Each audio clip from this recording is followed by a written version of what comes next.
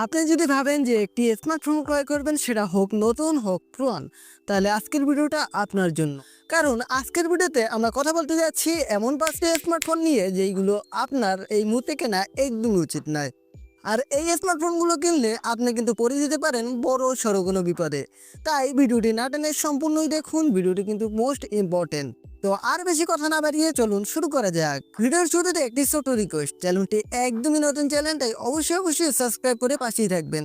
কারণ এই চ্যানেলে পেয়ে যাবেন এরকম ইন্টারেস্টিং এবং ইম্পর্টেন্ট ইনফরমেটিভ ভিডিওগুলো। সর্বপ্রথমে যদি আমরা কথা বলি ওয়ান প্লাসকে নিয়ে, এই মুহূর্তে বাংলাদেশে কিন্তু ওয়ান প্লাসের অনেক অফিসিয়াল সেট পাওয়া যায়। দেন যারা কিনা ভাবছেন অল্প কিছু টাকার জন্য আনঅফিসিয়াল ওয়ান প্লাসের সেট ক্রয় করবেন, তাদের বলবো এ থেকে বিরত থাকেন।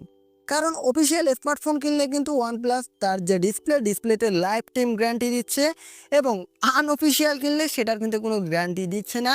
আর আমরা সকলেই জানি ওয়ান প্লাসের স্মার্টফোনের ডিসপ্লের ক্ষেত্রে আসলে কতটা ঝুঁকিপূর্ণ। আপডেটের পরেই কিন্তু ডিসপ্লেতে গ্রিন লাইন ইস্যু দেখা যায়। তাই আপনারা যারা কিনা ভাবছেন ওয়ান প্লাসের আনঅফিসিয়াল স্মার্টফোন ক্রয় করবেন, তাদের ক্ষেত্রে বলবো এর থেকে বিরত থাকুন। চেষ্টা করুন ওয়ান প্লাসের কোনো অফিসিয়াল স্মার্টফোন ক্রয় করা, না হয় অন্য কোনো ব্র্যান্ডের স্মার্টফোন ক্রয় করুন। গুগল পিক্সেলের যে আগের সিরিজের স্মার্টফোনগুলো আছে, সেগুলো হোক নতুন হোক পুরনো, সেগুলো কেনা যাবে না। কারণ গুগল পিক্সেলের যে আগের সিরিজের স্মার্টফোনগুলো আছে, সেগুলো আপনাকে নেটওয়ার্ক নিয়ে এত প্যারা দিবে যে সেটা আপনি চালাতেই পারবেন না। ইন্টারনেটের যুগ ভাই, এখানে আমরা যদি ফোনের মেন ইন্টারনেটই ইউজ করতে না পারি, তাহলে সেই ফোনটা দিয়ে আসলে হবেটা কি? আর এই গুগল পিক্সেলের ফোনগুলোতে কিন্তু এই নেটওয়ার্ক নিয়ে সবচেয়ে বেশি প্যারা দেয়। নেটওয়ার্ক থাকে না বললেই চলে। অর্থাৎ আপনি যদি ফোনে কথা বলতে চান, জায়গায় জায়গায় সেই ফোনে কথা বলা নিয়েও অনেকটা প্যারা দেবে।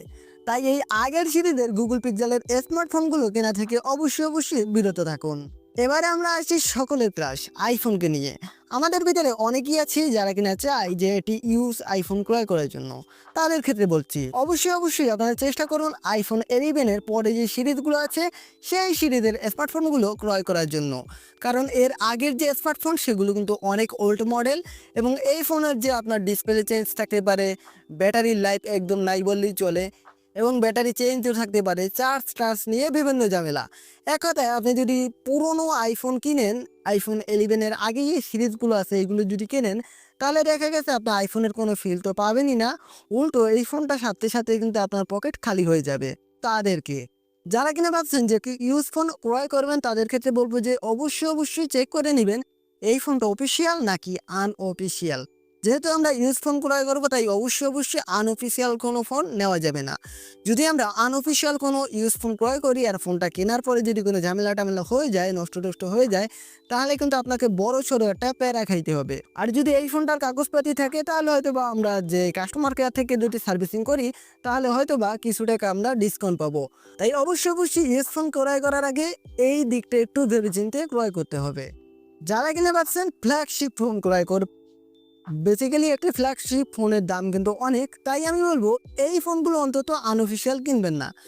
কারণ এটা কিন্তু একটা ইলেকট্রনিক বিষয়, এটা যে কোনো মুহূর্তে কিন্তু যে কোনো ঝামেলা পাকিয়ে বসতেই পারে।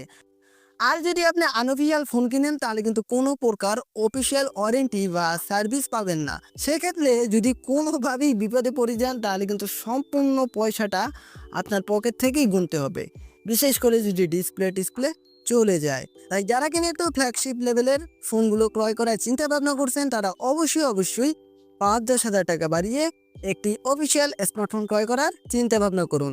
তো এভরিওয়ান, এই ছিল আজকের ভিডিওটি ভালো লাগলে অবশ্যই লাইক দিয়ে দেবেন, এবং এটি একদম একটি নতুন ইউটিউব চ্যানেল, তাই অবশ্যই সাবস্ক্রাইব করে পাশেই থাকুন। ধন্যবাদ।